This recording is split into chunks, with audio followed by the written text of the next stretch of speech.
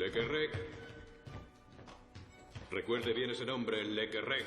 Y Morange. Sí, Morange. No habla mucho, pero no se fíe. Por fuera es un ángel, pero por dentro es un diablo.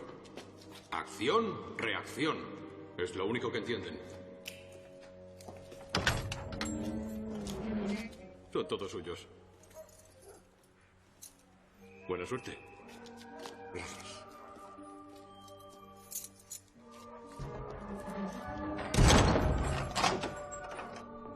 Nuestras bienhechoras. Ahí está el horario. Las clases estaban repartidas entre el director, que daba francés e historia, y un tal Langlois, que daba las demás asignaturas. Señor Langlois, le presento al nuevo vigilante. Clément Mathieu. ¿Vigilante a su edad? Sí, pero ya he dado clases. Entonces, perfecto. Y es el más chistoso. Vaya a la sala de estudios, llega tarde. Ya conoce el camino.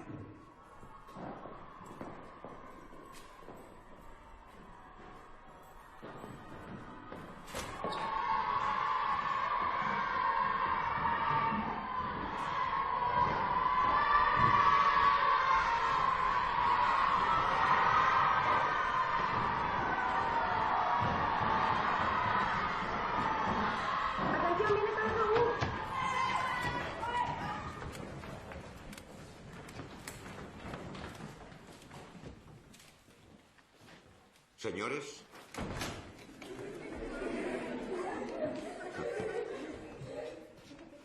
No se fuma en clase. Eso vale para todos, incluso para usted. ¡No! ¡Denme eso! ¡Dénmelo! ¡Silencio! ¡Basta ya! ¡Vamos! ¡Denme eso! ¡Dénmelo! ¡Silencio! ¡Dénmelo! Empezamos bien. Enhorabuena, Mathieu. Siéntense.